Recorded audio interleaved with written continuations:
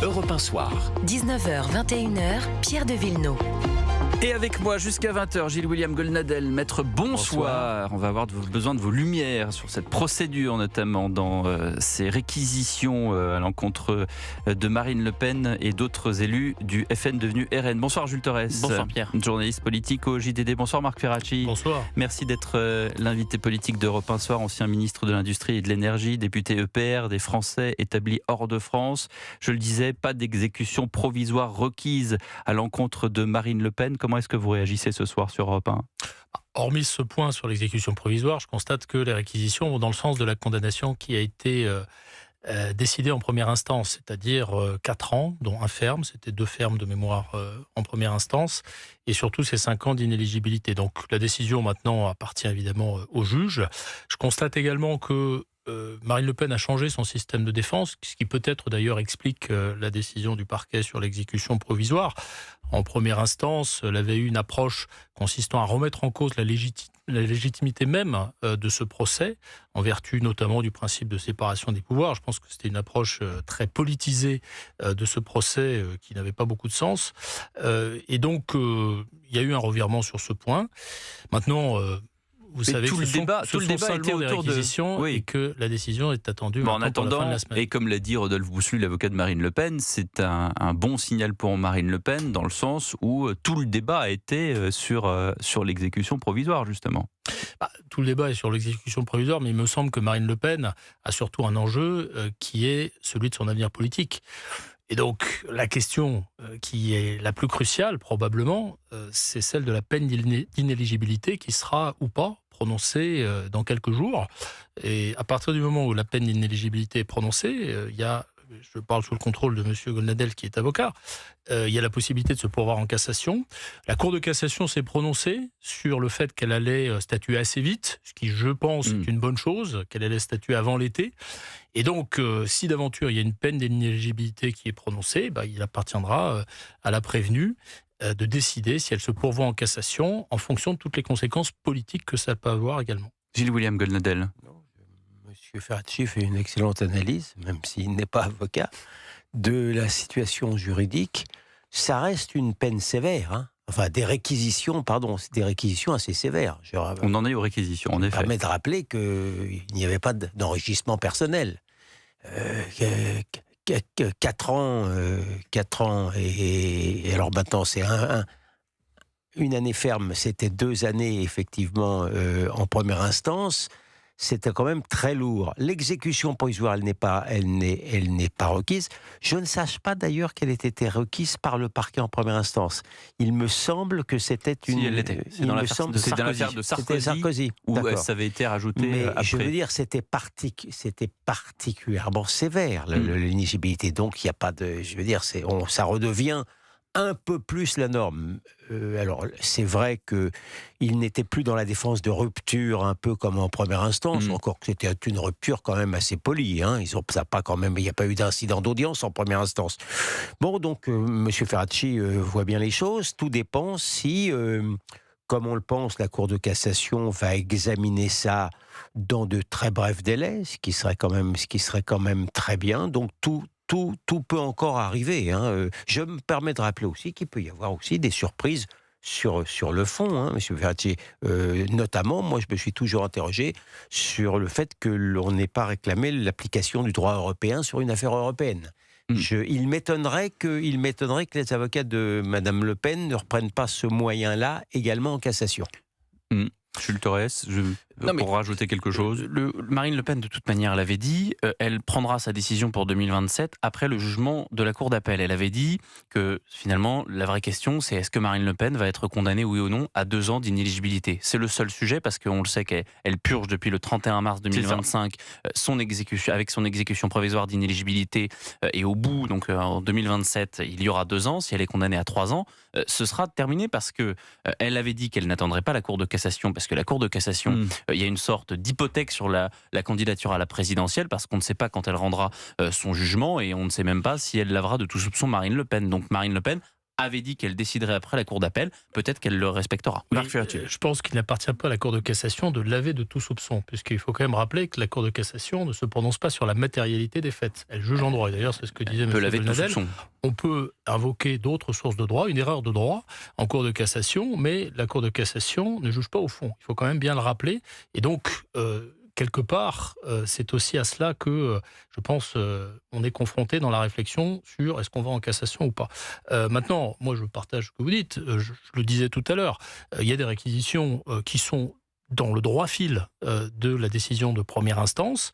Et l'enjeu, c'est principalement, pour nous qui nous intéressons à la politique, de savoir ce que sera la peine d'inéligibilité. Bien sûr. Et en attendant, sans vouloir préjuger de quoi que ce soit, et en attendant surtout le jugement de la Cour d'appel et le prononcé des peines, est-ce que dans la Macronie, puisque vous êtes le représentant de la Macronie ici même en tant que député ancien ministre, proche du président de la République, sachant que dans les sondages, Bardella, Le Pen, Bardella, on était vraiment infinitésimal à 1% près que ce soit l'un ou l'autre qui se présente. Est-ce que ça change quelque chose que, d'une certaine manière, ce soir, Marine Le Pen, favorablement, réapparaisse dans la course à la présidentielle ? Encore une fois, je ne pense pas qu'on puisse tirer les conclusions que vous tirez des réquisitions du parquet. J'ai mis de l'emballage. Vous avez bien fait, je pense.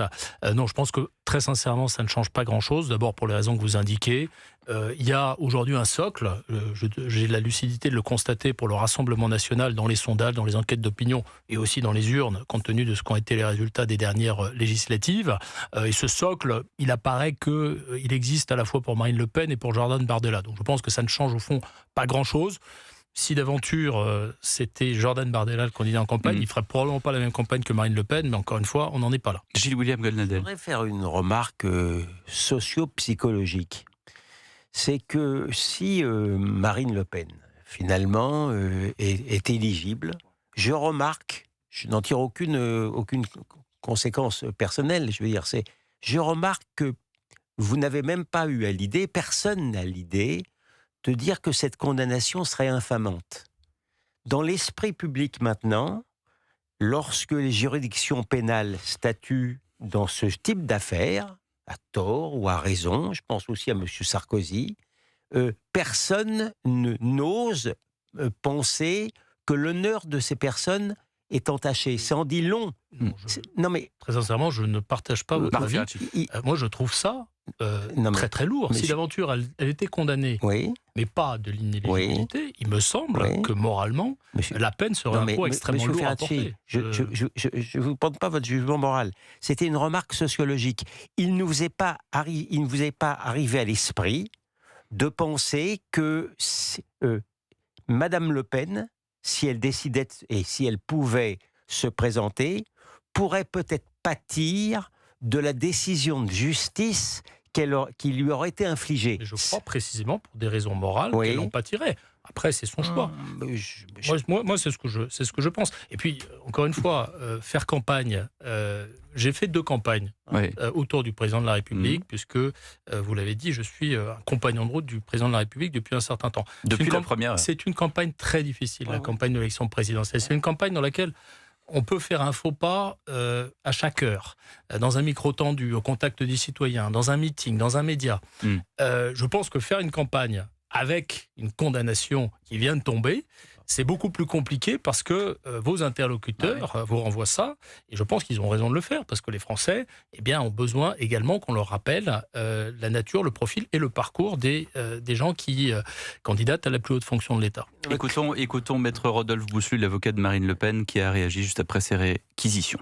Le seul point que je vois aujourd'hui extrêmement positif dans ces réquisitions, c'est qu'il a été dit qu'une ligne de défense n'était plus une criminalisation et un risque de récidive pour le client. Et je peux vous dire que comme avocat, c'est une très bonne nouvelle.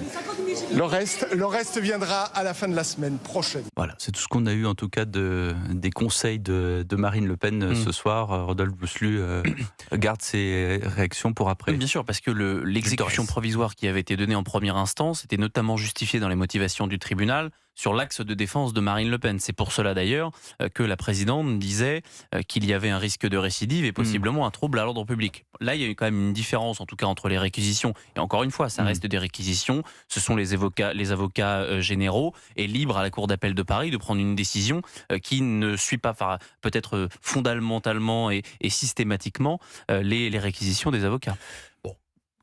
Quand même rappeler, je ne veux pas avoir le mot de la fin sur ce sujet, je sais qu'on a d'autres sujets à traiter, mais que Marine Le Pen, durant les quelques jours de cette audience, n'a pas remis en question la matérialité des faits, parce que les preuves sont quand même assez accablantes sur l'existence d'un détournement de fonds publics au détriment du Parlement européen. Et de ce point de vue, il y a aussi une forme de clarification.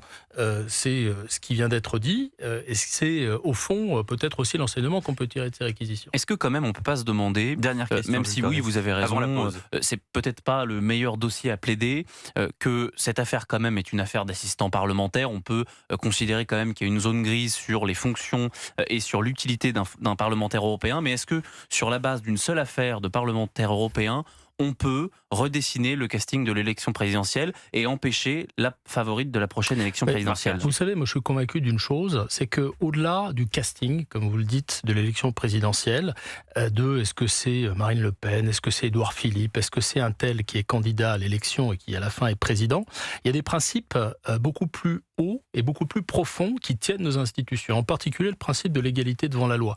Que ne dirait-on pas si Marine Le Pen, grâce au recours qu'elle fait, enjambait l'élection présidentielle et était condamnée quelques années après, plus tard. On en tirerait la conclusion qu'on a élu à la plus haute fonction de l'État pour représenter l'ensemble de la nation française et du peuple français, quelqu'un qui a commis un délit. Et je pense que de cela, les Français ne seraient réellement pas heureux. Bien. Ce principe d'égalité devant la loi, il faut le rappeler. Marc Ferracci, on a d'autres sujets à traiter. On va les traiter après la pause. Donc restez avec nous. Sur Europe 1, nous sommes avec le député Ensemble pour la République, ancien ministre Marc Ferracci sur Europe 1 tout de suite.